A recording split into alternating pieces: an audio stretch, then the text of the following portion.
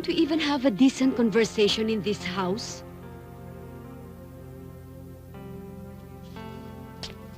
Kinakausap kita eh.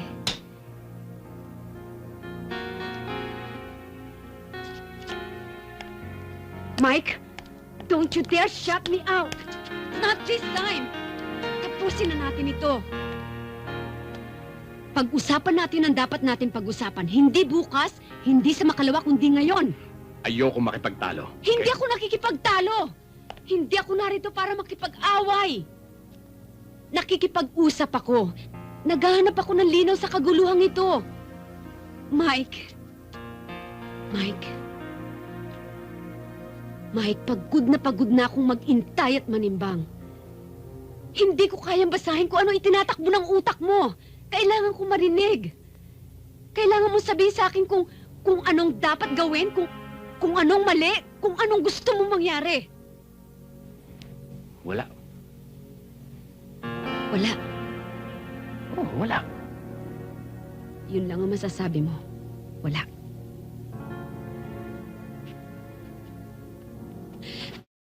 Boy,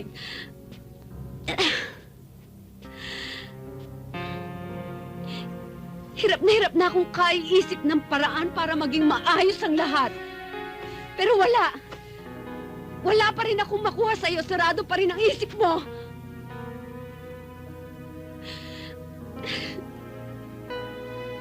Hindi ko na alam gagawin ko.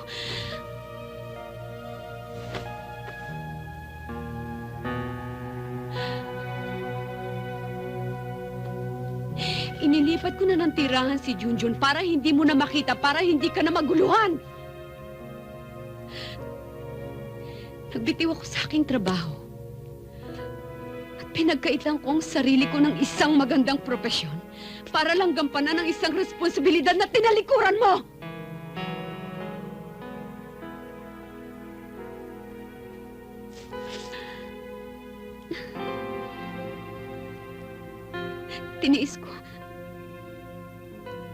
Tiniis ko kahit na masakit.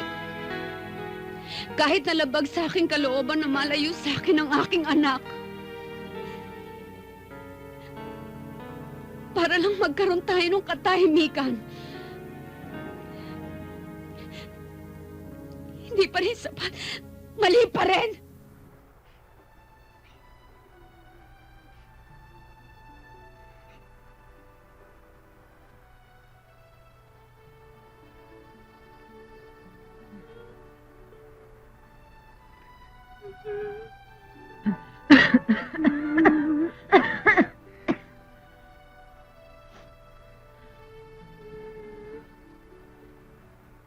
Anak, bakit gising ka pa? Bakit ka umiiyak? Nay, ba't nagtitiis po kayo? Dahil asawa ko siya. At sagrado ang sinumpaan naming magsasama sa hirap at ginhawa. Kaso puro hirap naman kayo eh. Diba sabi nung mahal tayo ng tatay? Ganito po ba ang mahal? Magbabago rin ang tatay mo. Kailan pa yun?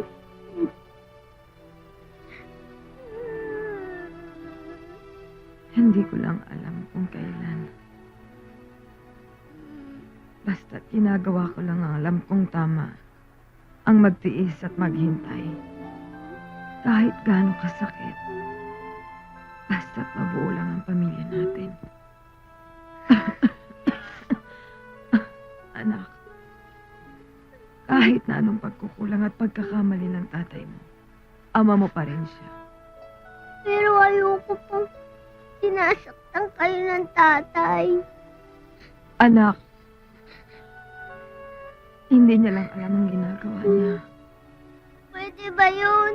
Ang tanda-tanda niya lang. Basta, huwag niyo nang ipagtanggol si tatay. At saka, hindi naman magbabago ang tingin ko sa kanya eh. Ikaw lang ang mahal ko. Mahal din kita, anak. Mahal na mahal ko kayo ni Boy.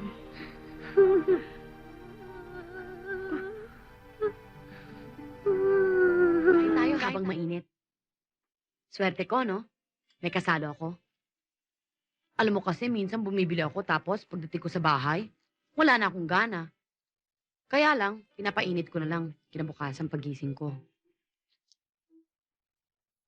Uy! Sabi mo nga pala sa akin, marami sa mga kasamahan ko sa klabang nag-aalok sa'yo. Eh bakit naman ako pa napili mong sikmurain? Sinugod ako ng aking mama. Gusto niya akong palurin pero hindi naman ako susuko sa kanya. Hindi pa nga ako nakakahanap ng ibang trabaho eh. Delikado, baka hindi ko matapos ang pag-aaral ko. Naisip ko, tatanggapin ko na lang yung alok mo sa akin. Pero ilista na lang natin lahat ng gagastusin mo sa akin. Pagkatapos babayaran kita pagka kumikita na ako. Bakit mo ba iniisip na utang ang itutulong ko sa'yo? Samantalang, tuturuan mo naman akong humarap sa isang lalaking disente. Yung hindi customer. At kapag dumating na yung lalaking yun sa buhay ko, yung ibabahay na ako, di marunong na ako magmahal. Delikado yun. Kung akong pagpapraktisa mo sa pagmamahal, baka masaktan ka. Huwag ka mag-alala. Re-reendahan ko ang sarili ko. Basta ang gagawin natin, mag-partner tayo sa pakikipaglaban sa buhay. Hanggang sa ikaw ay maging isang doktor, at ako naman ay matutong maging isang normal na babae na maaaring magkaasawa. Kape? Hindi na. Baka hindi ako makatulog. Gatas na lang. Walang umiinom ng gatas dito. Pero ang gagawin ko, mag-iwan na lang ako ng sulat kay Inday para bukas maibili ka niya. Katulong ko nga pala yon. Meron siyang sariling susi dito sa apartment na to. Pumapasok siya sa umaga, umuwi kapag hapon. Pwede mo siyang utusan kahit tulog pa ako. Saan ako pwedeng matulog? Tulugan mo? Unang pinto pag-akit mo. Yun sa akin dun sa dulo. Tama? Sabi ko sa'yo eh. Safe na safe ka dito.